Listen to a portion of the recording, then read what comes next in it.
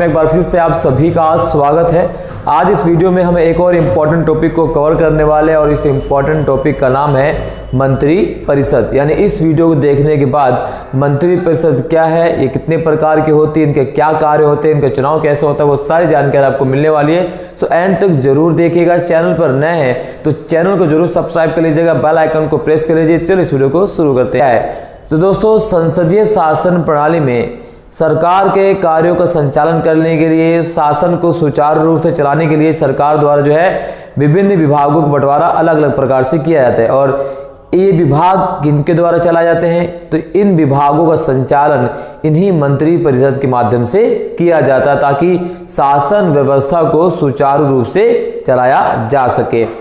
तो बात कर लेते हैं कि भारतीय संविधान में मंत्री परिषद के बारे में किस अनुच्छेद में कहां से कहां तक कहा गया है। तो भारतीय संविधान में अनुच्छेद 74 से लेकर अनुच्छेद 75, 77, 78 और 88 में मंत्री परिषद के बारे में जिक्र किया गया है। उसके चुनाव के बारे में, उसकी व्यवस्था के बारे में, उनके कार्यों के बारे में, उनके वेतन के बारे में, इन सभी का जिक्र किया गया है। तो आर्टिकल 74 क्या कहता है, तो भारतीय संविधान के अनुच्छेद 74 में मंत्री परिषद के गठन के बारे में उल्लेख किया गया भाई कि मंत्री परिषद का गठन कैसे किया जाएगा।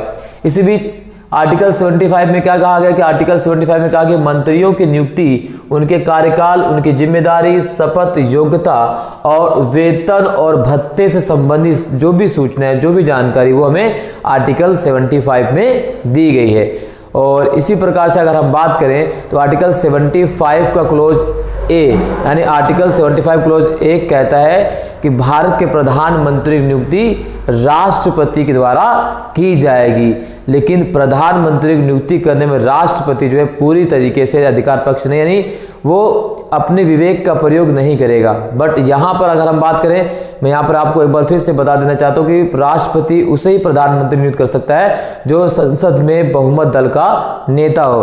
लेकिन एक विशेष स्थिति के आधार पर राष्ट्रपति अपने विवेक के आधार पर प्रधानमंत्री की नियुक्ति कर सकते हो। पिछली वीडियो मैंने पूरी तरह से उसको समझा रखा, अगर पिछली वीडियो आपने नहीं देखा है तो उसका लिंक जो है डिस्क्रिप्शन बॉक्स में दे दी। मंत्री परिषद, तो मंत्री परिषद भारत में कितने प्रकार के होते हैं, तो भारत में मंत्री परिषद को 3 भागों में बांटा गया है। एक को हम कहते हैं कैबिनेट मंत्री, दूसरा है राज्य मंत्री और तीसरे होते हैं उप मंत्री। यानी भारत में मंत्री परिषद 3 प्रकार की होती है। पहला कैबिनेट मंत्री जो सबसे बड़ा होता है, दूसरा होते हैं राज्य मंत्री और तीसरे होते हैं उप मंत्री। तो अब बारी बारी से जान लेते हैं कि कैबिनेट मंत्री क्या है, राज्य मंत्री कौन होते हैं और उप मंत्री कौन होते हैं। तो सबसे पहले बात कर लेते हैं कैबिनेट मंत्री। जी हाँ, कैबिनेट मंत्री तो ये क्या होते हैं, तो ये केंद्र सरकार के महत्वपूर्ण मंत्रालयों जैसे गृह मंत्रालय, रक्षा मंत्रालय, वित्त मंत्रालय, विदेश मंत्रालय से संबंधित होते हैं। यानी कैबिनेट मंत्री आप एक प्रकार समझ लें कि सरकार के प्रमुख होते हैं जो प्रधानमंत्री के बहुत करीब माने जाते हैं और प्रधानमंत्री इन्हीं मंत्रियों के माध्यम से सलाह और मशवरा करके शासन व्यवस्था को सुचारू रूप से चलाते हैं। तो जैसे अभी वर्तमान में अगर हम बात करें तो गृह मंत्री कौन हमारे अमित शाह हैं। इसी प्रकार से विदेश मंत्री कौन है, जयशंकर है। इसी प्रकार से वित्त मंत्री की बात करें तो निर्मला सीतारमण है। तो हर प्रकार के मंत्री को अलग अलग विभाग होता है जो कैबिनेट मंत्री का दर्जा उन्हें प्राप्त होते हैं, सरकार में दूसरे नंबर के व्यक्ति होते हैं। इसी प्रकार से ये केंद्र सरकार के महत्वपूर्ण मामलों में नीति निर्धारण है। यानी सरकार के जो भी महत्वपूर्ण मामले होते हैं, सरकार के शासन चलाने के, शासन को जो है महत्वपूर्ण रूप से संचालन करने में जिनकी भूमिका होती है, उनमें हम बात करते हैं कैबिनेट मंत्रालय के, यानी कैबिनेट मंत्री की।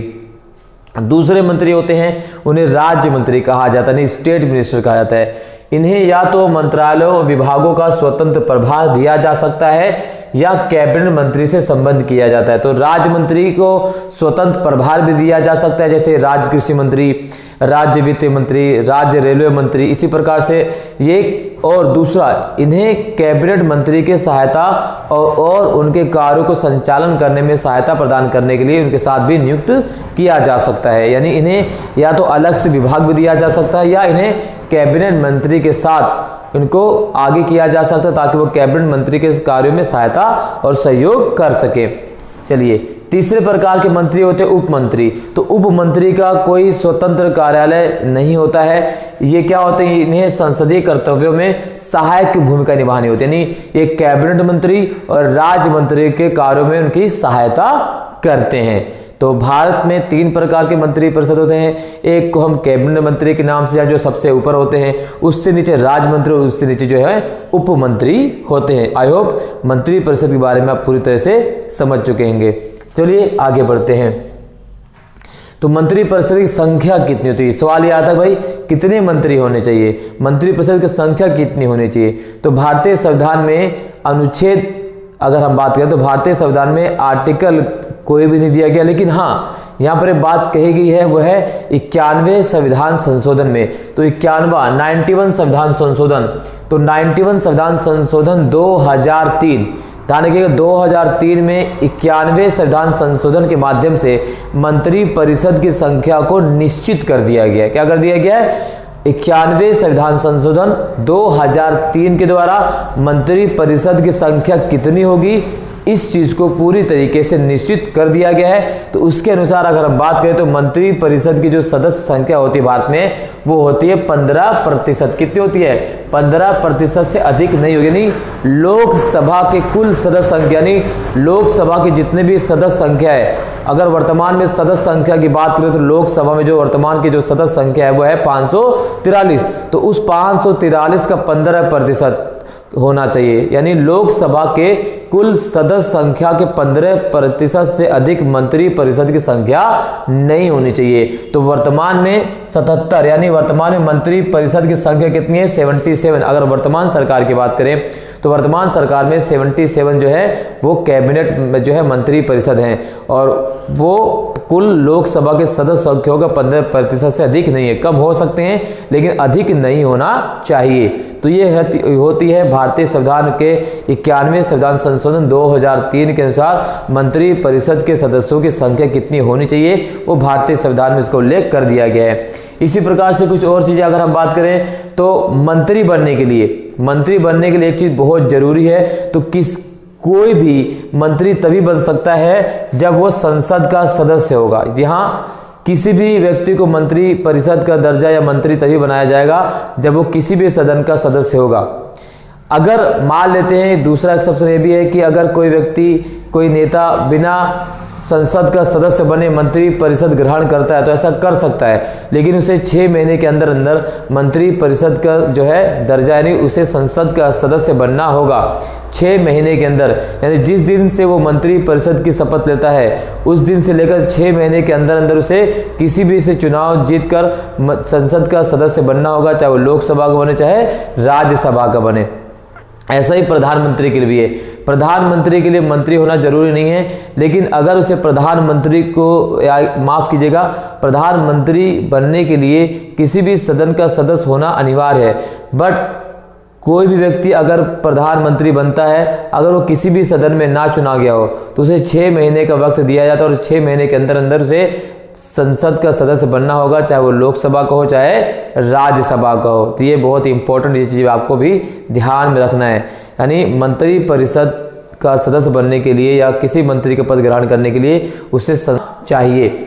इसी प्रकार से बात करें, जो हमारी मंत्री परिषद है वो सामूहिक उत्तरदायित्व के सिद्धांत पर कार्य करती है। आर्टिकल 75 का क्लोज 3। तो भारतीय जो मंत्री परिषद है वो सामूहिक उत्तरदायित्व के सिद्धांत पर काम करती है। अगर किसी मंत्री परिषद के खिलाफ अविश्वास प्रस्ताव लाया जाता है तो सभी मंत्रिमंडल को जो है त्याग पत्र देना होगा। तो मंत्री परिषद जो है वो सामूहिक उत्तरदायित्व के सिद्धांत पर काम करती है। इसी प्रकार से, जिस प्रकार से केंद्र में मंत्री परिषद होता है, इसी प्रकार से भारतीय संविधान का जो आर्टिकल 163 है, यानी अनुच्छेद 163, वो राज्य में मंत्री परिषद के निर्माण, उसके संगठन के बारे में जानकारी प्रदान करता है। सो ये वीडियो हमने मंत्री परिषद से संबंधित बनाई है। आई होप इस वीडियो को देखकर आप पूरी तरह से समझ चुके होंगे कि मंत्री परिषद क्या होते हैं, उनका कार्य क्या होता है, कितने प्रकार के होते हैं और कितने % मंत्री परिषद होने चाहिए। सो इस वीडियो में बस इतना ही। इस वीडियो को बहुत ज़्यादा प्यार कीजिए, और हमारा टारगेट है 50,000 सब्सक्राइब का। तो आप सभी लोग इसमें सहयोग कीजिए। आपका एक सब्सक्राइब हमें बहुत ज़्यादा मोटिवेशन देता है, हमें बहुत ज़्यादा जो प्रोत्साहित करता है आप सभी के लिए इसी प्रकार काम करने के लिए। इतना तो आप कर ही सकते हैं, एक फ्री में सब्सक्राइब कर दीजिए और हमें मोटिवेशन बहुत मिलता है। बहुत बहुत धन्यवाद। जय हिंद।